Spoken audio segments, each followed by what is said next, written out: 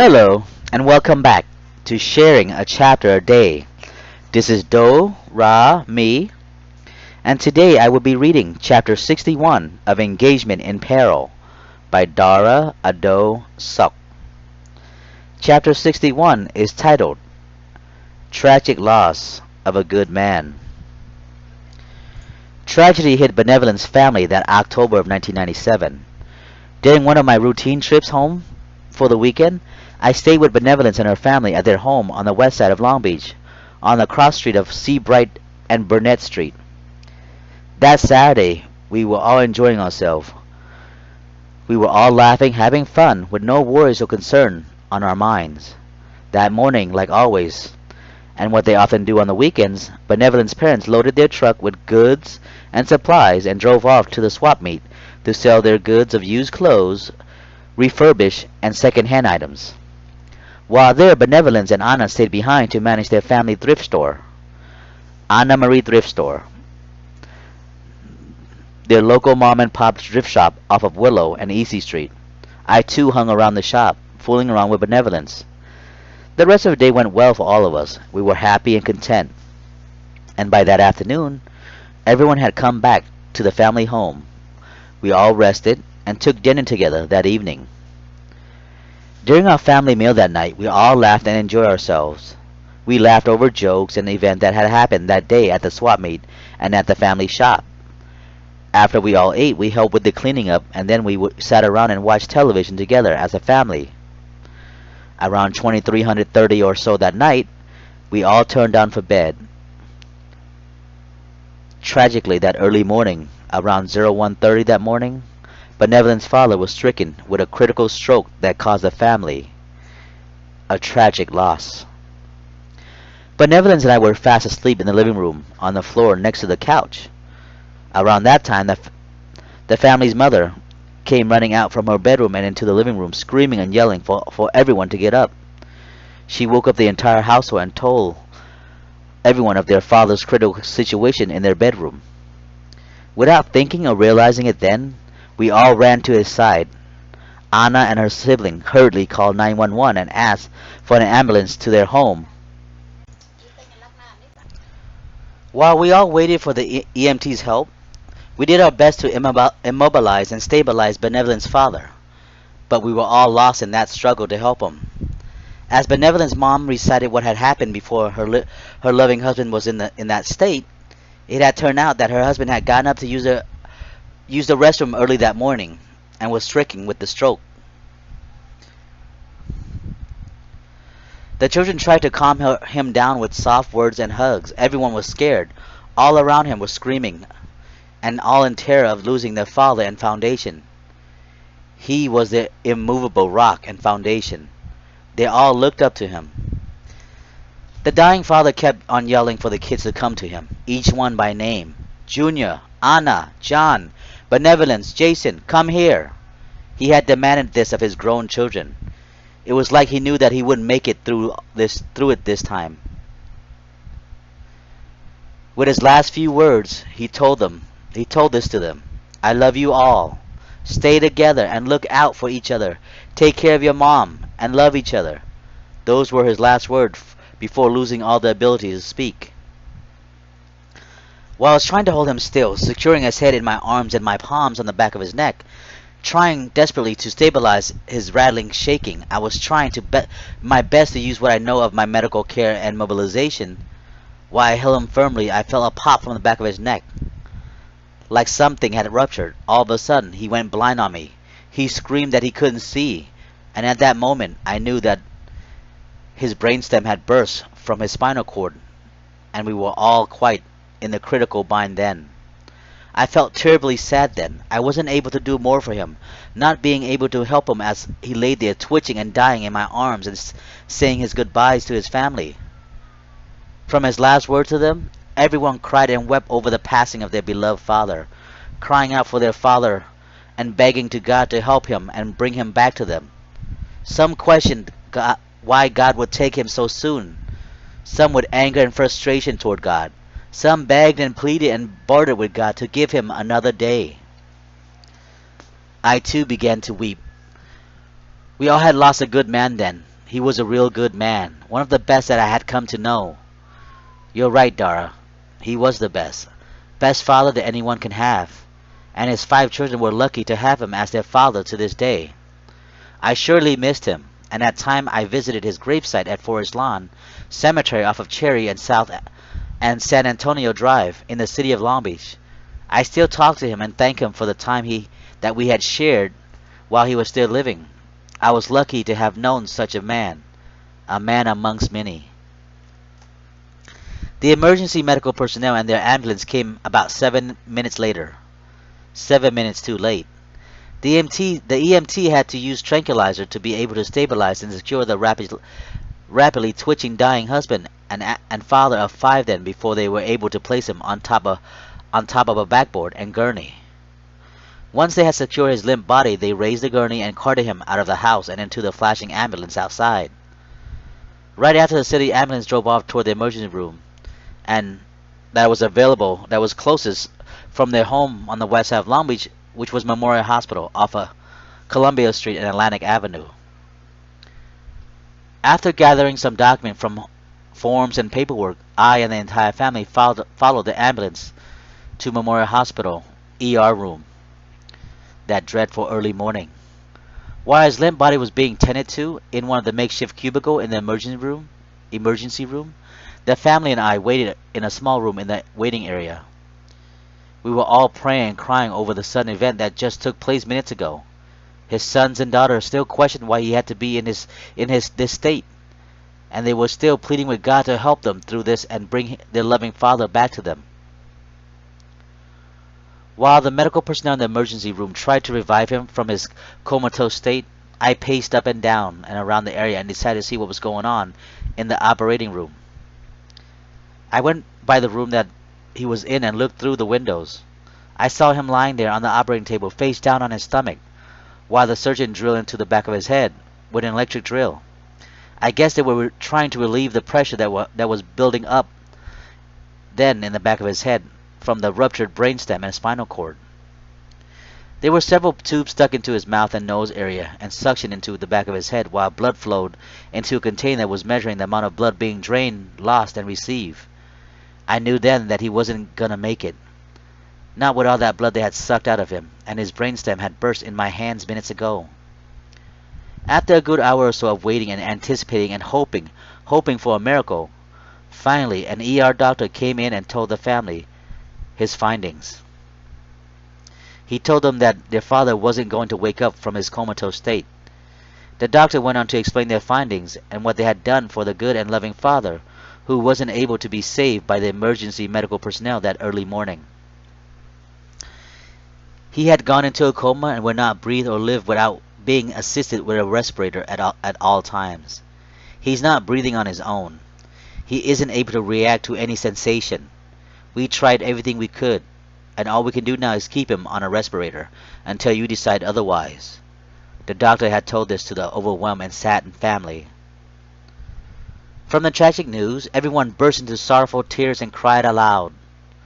They all demanded and wanted an answer for what had just happened to their father, their husband, and father from Almighty God himself. Why, Dad? Why you? He had so much to live for, so much more to do, and that he hadn't met his future grandkids yet. One after another, they all cried out, questioning God why all this had happened to their family. I stood there motionless, not sure what to do, and trying to comfort the family as best as I could. With my arms around Benevolence, I tried very hard to console her of the sudden loss of their beloved father. I was at loss for words. I had nothing to say that would make them feel any better. I let it be then. From the announcement of the terrible news, the hospital then moved his limp body up to the ICU ward on the 4th floor, and we were allowed to visit him there in his assigned room. Once he was moved up to the assigned room, we all then took the elevator up to see him. Once at his room's door entrance, seeing him lying there on the hospital bed attached to on a respirator with a blue tube down his throat, an oxygen canal inside his nostril, and his whole life connected to a monitor which registered nothing on the monitor. It was such a pain for all of us to see. We knew nothing about reading a monitor then. I knew a little bit about the matter, but I didn't want to boast about my knowledge of the things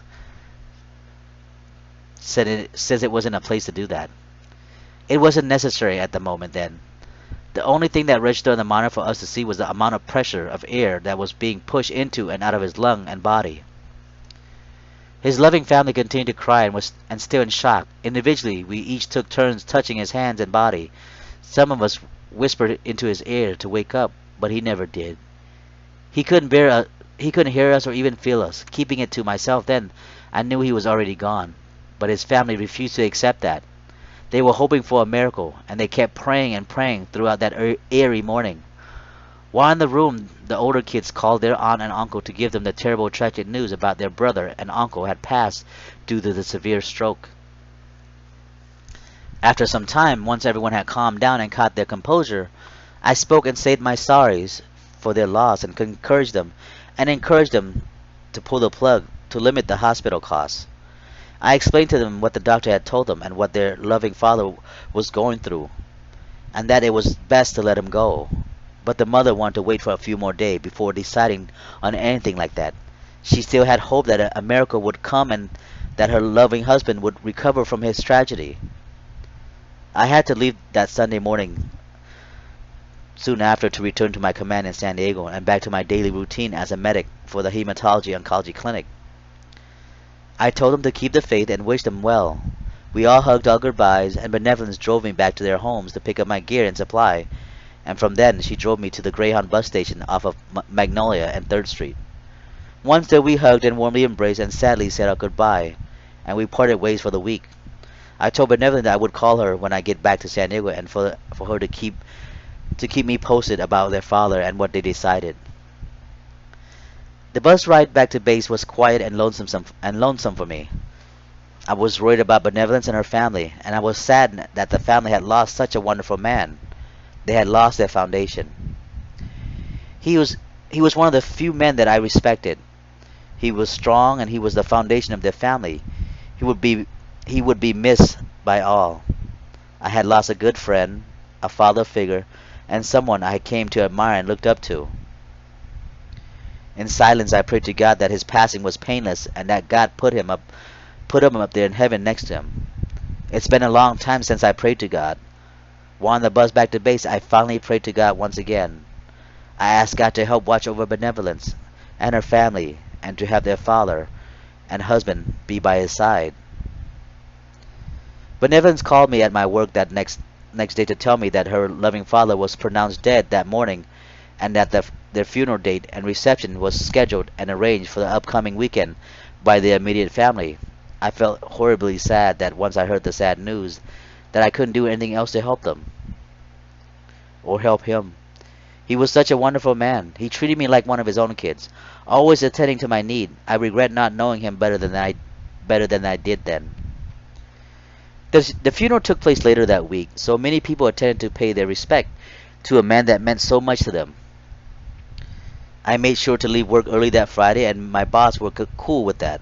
They let me leave work several hours early so that I won't get caught in the always busy 5 North and 405 North freeway. I left and caught the next Greyhound bus to Long Beach and helped Benevolence family get ready for the funeral reception that weekend. Families, friends, and guests came from all over, from various factions of the U.S., from Hawaii, Kansas, Nevada, and everywhere else. I met Benevolence's grandparents, her aunt and uncle on her mother's side and father's side. It was their first time meeting me and each other in a very long time.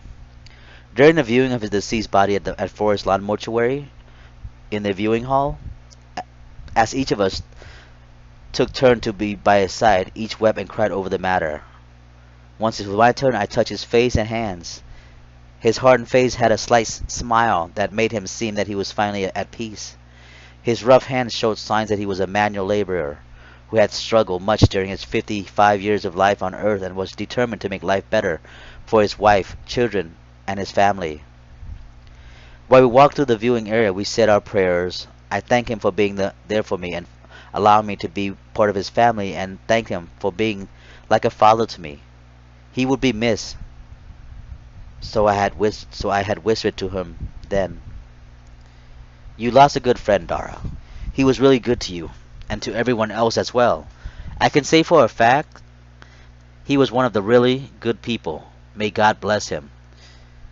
You need to be a hard worker as him, Dara. You will be lucky to be like him one day. Never giving up mentally and never giving up on who you are. You need to get back to what you were once, Dara. You were quite the shit then. You just need to get back. I was asked to be one of the casket bearer during the funeral reception. The casket bearer were mainly made of his sons and nephew. We all wore black trousers and a white dress shirt with a black tie. The direct family member took turns giving their personal eulogy atop a stage ahead of the church congregation in the mortuary cathedral. And when the youngest son spoke, Jason, when Jason gave his eulogy about his father, his words moved the whole church attendees. Everyone started crying over the loss of their husband, father, brother, uncle, and friend. Men, women, mother, father, brother, sister, sons, daughter, nieces, nephew, children, all alike were crying over the speech and memories of their late beloved father. Tears started trickling down my cheeks as well, and the water didn't stop. I was actually crying like a little girl. I wept while I stood there listening to the eulogy given by the youngest of their kids. It seemed that my tear had a mind of its own then. I couldn't hold back my showering tears then, so I just let it flow and cried alongside everyone else in that crowded cathedral. Jason had stated that all that his father wanted for the two sides of the family was to get along, and if it took his death to bring them together, it was a sacrifice that he was willing to do. Everyone wailed with tears as he read his eulogy. It was such a moving speech that brought the crowd to their knees and that mournful day. After all the eulogy and viewing was done with, we then carried his casket to an awaiting hearse outside the cathedral. It was then driven to the far end property of Forest Lawn Cemetery.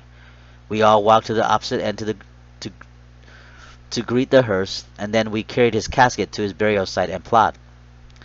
We all surrounded the burial site, forming an oval shape, where his immediate family were up front and the rest of the guests, a mourner, enclosed the burial site, forming a unity of love with family, friends, and guests. After the priest had said his words and prayers and giving his last rite to the deceased, the casket was lowered into the 12-foot deep ground. Family members cried and tossed with white flowers and white lilies upon the dark, polished casket as it descended into the earth below. We stayed beside the casket until they put him 12 feet under, and after they had replaced the unearthed ground back atop his casket, shortly after everyone had departed from the cemetery, everyone met back at the family home to eat, laugh, and talk about the old time, mainly of their late friend, father, uncle, and brother's life. We watched videos of him and his family on the television and looked at pictures of everyone while he was living and when they were younger, when he was once young, and what events that he had shared together while growing up in Hawaii and various places throughout Southern California. I had never been to a funeral before. It moved me so much, made me appreciate more of what I have, no matter how little they are. I had accepted what I had then. What I had then was a good family that I came to know. Since then, I have been to several more funerals. The last one was for my beloved Shinshin Nagami. He is now buried down the street from Forest Lawn, just right next door, all across the street at All Souls Cemetery, off of Cherry Avenue and 44th Street in Long Beach, California. Similar to that of Benevolent's father's funeral, except that on the day that Shinshin was buried, it rained awfully hard, as though the heavens were crying over his passing. Several times during my visit to Benevolent's home in Long Beach, while I was still in the active duty, we would go to Forest Lawn Cemetery to give respect to our deceased father. We would say some prayers, words, and talk to him, and we would clean his headstone before we left his side. Anna, his oldest daughter, would go to visit him at least once a week or so. When there, she would bring flowers, and on holidays she would decorate the gravesite with various holiday themes. Eventually, as years went on, they would bring his grandchildren to see his gravesite and give respect to their loving grandfather. All the family members had gotten closer since then. I'm glad I met and got to know everyone. They are still good people. They are still good people, Dara. Although everyone has moved on and have children and such of their own, they are still your friends, Dara. Don't forget that. Be sure to keep in contact with them. They are the few friends you have nowadays, and you don't want to lose that, Dara. As I reminded myself of what I once have. Thank you for listening. This is the end of chapter 61. Be on the lookout for chapter 62, titled "'Twas My Year." This is Do, Ra, Me, and I'll see you later. Thank you.